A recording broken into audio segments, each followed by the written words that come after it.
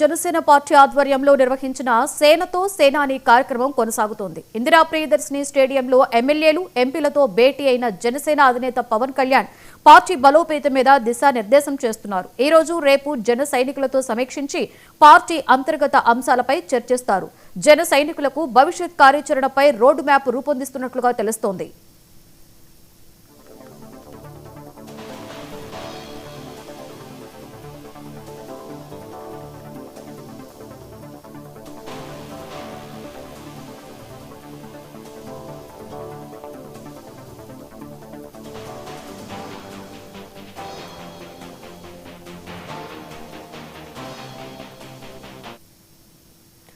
విశాఖలో జనసేన పార్టీ ఆధ్వర్యంలో నిర్వహించిన సేనతో సేనాని కార్యక్రమం కొనసాగుతోంది. ఇందిరా ప్రియదర్శిని స్టేడియంలో ఎమ్మెల్యేలు, ఎంపీలతో భేటీ అయిన జనసేన అధినేత పవన్ కళ్యాణ్ పార్టీ బలోపేతం మీద దిశానిర్దేశం చేస్తున్నారు.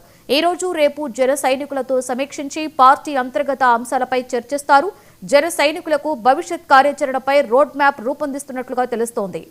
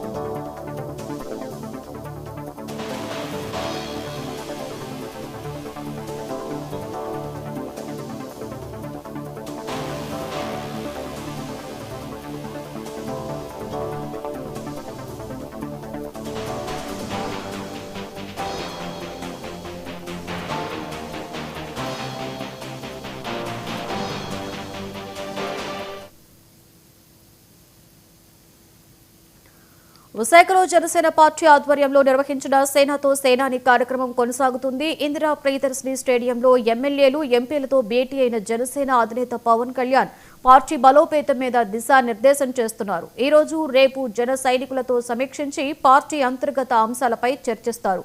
జన సైనికులకు భవిష్యత్ కార్యాచరణపై రోడ్ మ్యాప్ రూపొందిస్తున్నట్లుగా తెలుస్తోంది.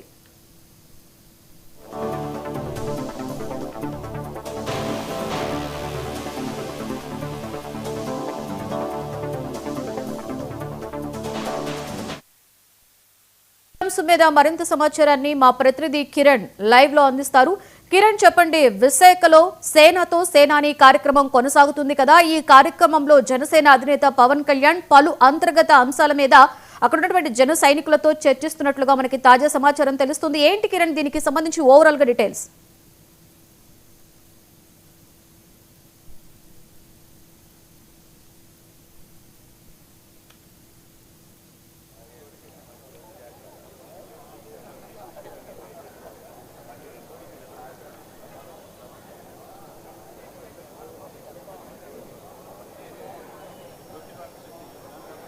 లక్ష్మి, ఏదైతే ఈ రోజు నుంచి విశాఖలో 3 రోజుల పాటు జన సైనికులకు ఒక పండగ వాతావరణం అని చెప్పాలి. ముఖ్యంగా మనం చూసుకున్నట్టయితే జన సేనతో సేనాని అనేటువంటి ఒక నినాదంతో పెద్ద ఎత్తున 3 రోజుల పాటు సభలు, అదేవిధంగా సమావేశాలు కూడా నిర్వహిస్తున్న పరిస్థితి. ఈరోజు మనం చూసుకున్నట్లయితే ఈరోజు ఉదయం నుంచి కూడాను ఏదైతే విశాఖ సాగర్ తీరున్నటువంటి బే హోటల్ వద్ద పెద్ద ఎత్తున అసెంబ్లీ సమావేశాల తరహాలోనే ఈరోజు ఏదైతే అసెంబ్లీ సమావేశాలను తలపించేలాగా ఈరోజు 21 మంది ఎమ్మెల్యేలతో కూడా ఒక సమావేశాన్ని నిర్వహించడం జరిగింది. ఏదైతే శాసనసభాపక్ష సమావేశాలలాగా నిర్వహిస్తూ ఈరోజు పార్టీకి సంబంధించినటువంటి ఎవరైతే నాయకులు ఉన్నారో వాళ్ళందరితో చర్చిస్తూ నియోజకవర్గంలో ప్రస్తుతం కూటమి సర్కారు చేసినటువంటి అభివృద్ధి సంక్షేమ ఫలాలకు సంబంధించినటువంటి వివరాలు పూర్తిస్థాయిలో సేకరించడం, మరోవైపు మనం చూసుకున్నట్లయితే అక్కడ ఉన్నటువంటి స్థానిక కొన్ని ఇబ్బందులు, ఎమ్మెల్యేల మీద వస్తున్నటువంటి ఆరోపణలు, ఇతరత్ర అంశాలకు సంబంధించి పవన్ కళ్యాణ్ పూర్తిస్థాయిలో మమేకమవుతూ వాళ్ళతోటి దాదాపు 5 నుంచి 10 నిమిషాల పాటు సమావేశం ప్రత్యేకంగా నిర్వహించిన పరిస్థితి. కొద్దిసేపటి క్రితం మనం చూసుకున్నట్లయితే పార్లమెంట్ స్థాయిలో కూడా సమావేశాలు నిర్వహిస్తూ ఈరోజు సాయంత్రం వరకు దాదాపు 7 గంటల వరకు కూడా ఈ సమావేశాలు కొనసాగే అవకాశం అయితే ఈరోజు కనిపిస్తుంది. దీని సామాను తెచ్చా.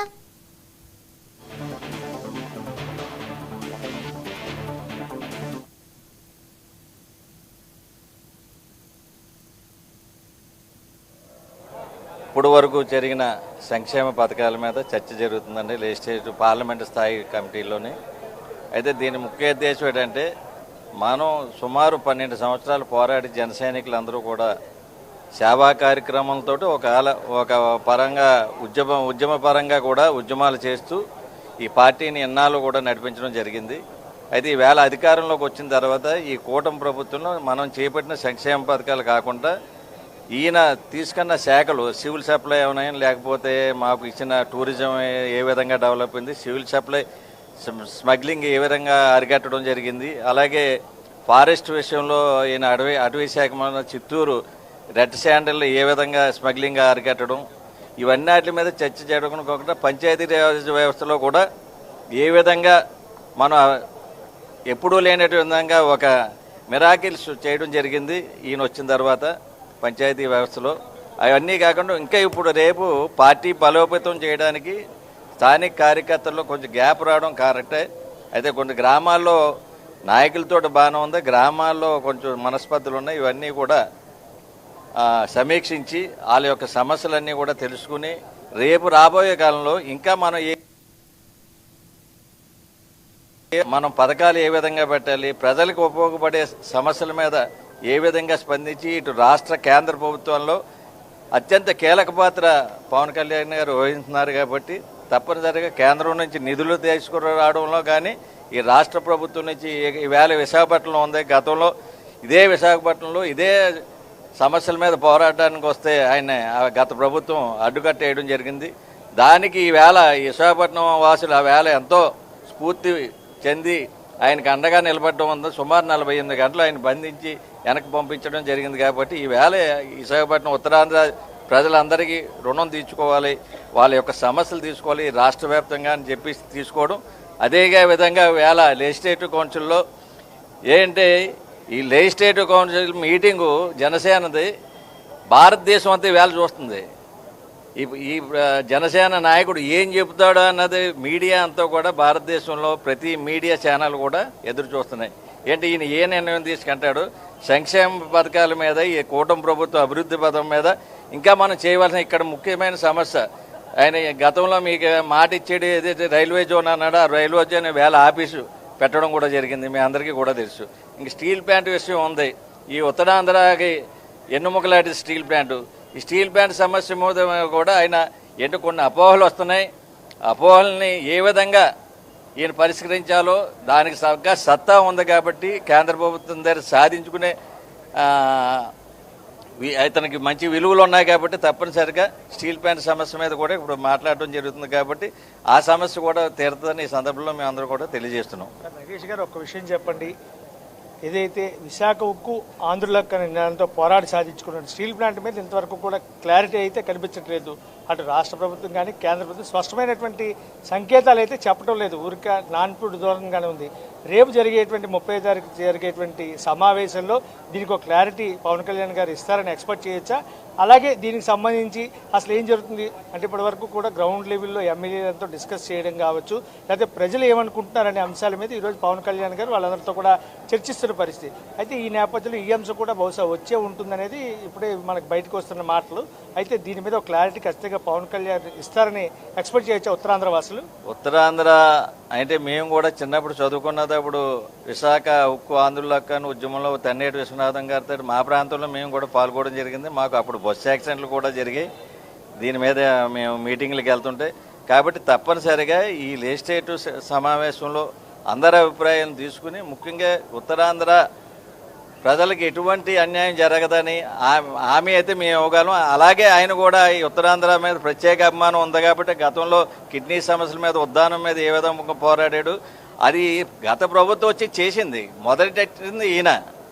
కాబట్టి ఉత్తరాంధ్ర మీద ప్రత్యేక అభిమానం ఉన్నదానికి నిదర్శనం ఉద్దానం కిడ్నీ సమస్యలు. అది ఏ విధంగా వేళకాలకి మంచి ఫెసిలిటీస్తో డ్రింకింగ్ వాటర్ ఏ విధంగా ఇస్తున్నారు, అక్కడ రీసెర్చ్ సెంటర్ ఏ విధంగా పెట్టారు, అలాగే అమెరికా నుంచి ఆక్స్ఫర్డ్ యూనివర్సిటీ వాళ్ళు ఏ విధంగా ఇక్కడ వాళ్ళు సూచనలు ఇచ్చారు మనందరికీ కూడా తెలుసు. ఆయన ఒక ఉద్యమం చేస్తాను. అలాగే స్టీల్ ప్లాంట్ రైల్వే జోన్ కావాలని కోరికైనా రైల్వే జోన్ వేళ ఆఫీస్ మెయింటైన్ చేయడం జరుగుతుంది. అలాగే ఈ స్టీల్ ప్లాంట్ ప్రజలు ఇక్కడ మనోభావాలు దెబ్బతినకంటే ఆయన తప్పనిసరిగా దీని మీద సమస్య పరిష్కారం చేయగలరన్న నమ్మకం మా జనసేన అందరి మీద ఉందండి. ఒక విషయం చెప్పండి, గ్రామీణ స్థాయిలో కొన్ని చోట్ల మీరు ఇందాక చెప్పినట్టుగా జన సైనికుల్లో కొంచెం ఇబ్బందులు ఉన్నాయి, దూరం అయితే బాగా ఉంది అని చెప్పి దాన్ని ఏ రకంగా ఎదుర్కొనే అవకాశం ఉంటుంది? గ్రౌండ్ స్థాయిలో పార్టీని బలోపేతం చేయడానికి ఈ 3 రోజుల సమావేశాలు అనేది ఆల్రెడీ చెప్తున్న పరిస్థితి. అయితే దీన్ని ఎలా సాటిస్ఫాక్షన్ చేస్తే వాళ్ళందరినీ ఎలా కలుపుకొని ముందుకెళ్ళడానికి అవకాశం ఉంటుంది? ఈ గ్రామీణ స్థాయిలో ఉన్న సమస్యల మీద ఇప్పుడు గవర్నమెంట్ వచ్చిన మనం కొత్తగా గవర్నమెంట్లో చేయడం ఫస్ట్ టైము. వచ్చిన తర్వాత కొంచెం గ్యాప్ రావడం ఏంటంటే ఈ గవర్నమెంట్ ప్రభుత్వంలో మనం బిజీగా ఉండడం, కొంచెం కార్యకర్తలు దీనికి మనస్పర్ధలు రావడం గ్రామాల్లో వస్తున్నాయి తప్ప, అలాగే అక్కడ స్థానిక ఎమ్మెల్యేలతో కానీ అక్కడ కార్యకర్తలతో రావడం. గ్రామాల్లో 2 వర్గాలుగా ఎలాగో ఉంటాయి, అక్కడ వస్తున్నాయి. అవన్నీ కూడా సున్నితమైన సమస్యలు. ఆ సమస్యలన్నీ కూడా పరిష్కరించడం. ఈ మీటింగ్లో ఒకటి ఏంటంటే ఇందులో నాయకులు మాట్లాడరు. రేపు 30వ తారీఖుని మా నాయకుడు జనసేన నాయకుడు అధ్యక్షుడు పవన్ కళ్యాణ్ గారే మాట్లాడతారు. మిగతాదంతా కూడా మెంబర్షిప్ చేసిన వాళ్ళకి ఎక్కువ అవకాశం ఉంటుంది.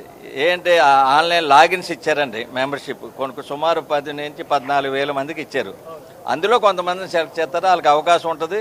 ఎక్కువ మనకి ప్రభుత్వం క్రిటిసైజ్ చేసే విమర్శలు ఉండవు, ప్రభుత్వానికి సూచనలు ఇచ్చే చెప్పాలి. మనం ఇంకా ఇది చేస్తా ఉండదు. పంచాయతీరాజ్ వ్యవస్థ ఉంది, ఇవాళ గ్రామీణ ప్రాంతంలో పంచాయతీ వ్యవస్థ అభివృద్ధి ఇంకా మనకి హ్యాండ్ బోర్స్ ఉన్నాయి, త్రాగునీరు ఉంది. ఈ హ్యాండ్ బోర్స్ అన్నీ కూడా పక్కకు దోస్తారు. ఈ కుళాయిలు జలజీవన మిషన్ రావడం వల్ల హ్యాండ్ బోర్లు ఏంటి, మీకు ప్రింట్ మీడియా ఎలక్ట్రానిక్ మీడియా ఎలా ఉంటుంది, ఎలక్ట్రానిక్ మీడియా ప్రపంచంలో ఎక్కడ జరిగిన నిమిషంలో వచ్చేస్తుంది. మన్నాడు పేపర్ చూసుకుంటాను కానీ దాని గురించి తెలియదు. అలాగే జలజీవన మిషన్ స్విచ్ నొక్కితే మనకు నీరు ఇంట్లోకి వచ్చేది, కానీ ఎప్పుడన్నా కరెంట్ పోతే బోర్ కొట్టుకోవాలి. ఈ బోర్లు మళ్ళీ బాగు చేయాలని ముఖ్యంగా గ్రామీణ ప్రాంతంలో ఈ సమస్యలు ఉన్నాయండి. అది మీరేమంటారని మీరేం చెప్పదలుచుకున్నారు? ఈరోజు జరిగినటువంటి 3 రోజుల మీటింగ్ నేపథ్యంలో జరుగుతున్నటువంటి పవన్ కళ్యాణ్ గారు 3 రోజులు ఇక్కడే ఉండి మీ అందరితో కూడా కలుస్తున్న పరిస్థితి, మీ తాలూకా సమస్యలు కానీ లేకపోతే మీరు చేస్తున్న కార్యక్రమాలు కానీ ప్రజల్లోకి తీసుకువెళ్లేందుకు ఇది ఒక మంచి వేదికగా చెప్తున్న పరిస్థితి. ఏమంటారు మీరు? పవన్ కళ్యాణ్ గారు అసలు ఉత్తరాంధ్ర ఎంచుకోవడమే అక్కడ రాజకీయ తారూకు అయిన విధానం ఏంటనేది మనందరికీ తెలుసు. ఉత్తరాంధ్ర అంటే బాగా వెనకబడిన ఏరియా. ఆయన దాన్ని ఎంచుకొని ఇక్కడికి వచ్చి ఇవాళ విశాఖపట్నంలో అంటే ఇదంతా వస్తున్నారు. ఆయన తాలూకా విధి విధానాలు అనేది ఏంటంటే రేపు పార్టీ బలోపేతం గురించి ఆయన ప్రత్యేకంగా దృష్టి పెట్టి ఇక్కడ మా అందరినీ కూడా జన సైనికులందరినీ కూడా ఉత్సాహించేసి రేపు ప్రజల్లోకి వెళ్ళాలని రేపు 30వ తారీఖుని ఒక పండగ వాతావరణంగా మా విశాఖపట్నంలో ఇది జరుగుతుంది. అదేవిధంగా రేపు మన జన సైనికులు కానీ వీర మహిళలు కానీ ఇక్కడ వచ్చిన నాయకులు కార్యకర్తలు అందరికీ కూడా ఆయన ఎదురు చూస్తూ ఉన్నారు. ఆయన దానికి సంబంధించిన సందేహం కూడా ఇవ్వబోతున్నారు. ఇప్పుడు రాజకీయాలలోకి ఆయన ఏంటనేది దశ దిశ విశాఖపట్నం నుంచే స్టార్ట్ చేసి ఆయన మొత్తం రాష్ట్ర వ్యాప్తంగా దీన్ని ఏర్పాటు చేయడానికి ఆయన ఒక సందేహం తీసుకున్నారు. కాబట్టి దాన్ని మాకందరికీ కూడా ఆయన చాలా సంతోషం. ఇవాళ మరి పవన్ కళ్యాణ్ గారు తీసుకున్న నిర్ణయం మా ఉత్తరాంధ్రని ఎంచుకోవడం అంటే మాకు చాలా ఆనందంగా. జై జనసేన, జై పవన్ కళ్యాణ్. ఇది విశాఖలో 3 రోజులు నిర్వహిస్తున్నటువంటి జనసేన అధినేత డిప్యూటీ సీఎం పవన్ కళ్యాణ్ నిర్వహిస్తున్నటువంటి కార్యక్రమం పూర్తి కూడా ఎంతో సంతోషంగా ఉందని చెప్పి, ముఖ్యంగా స్టీల్ ప్లాంట్ అంశానికి సంబంధించి ఖచ్చితంగా ఒక క్లారిటీ అయితే పవన్ కళ్యాణ్ ఇచ్చే అవకాశం ఉందని చెప్పి చెప్తున్న పరిస్థితి. ఏదేమైనప్పుడు కూడా ఒక పండగ వాతావరణంలో జరుగుతున్నటువంటి ఈ కార్యక్రమం 3 రోజుల పాటు పవన్ కళ్యాణ్ తమ అధినాయకుడు 3 రోజుల పాటు తమతో ఉంటూ ఒక దిశానిర్దేశం చేస్తూ పార్టీ భవిష్యత్ ప్రణాళిక ఏ రకంగా ఉండబోతుందనే అంశాల మీద చర్చించు మమ్మల్ని అందరినీ కూడా తమతో కలుపుకు వెళ్తున్న పరిస్థితి అని చెప్పి చెప్తున్న పరిస్థితి కనిపిస్తుంది. Lakshmi. Right, thank you Kiran.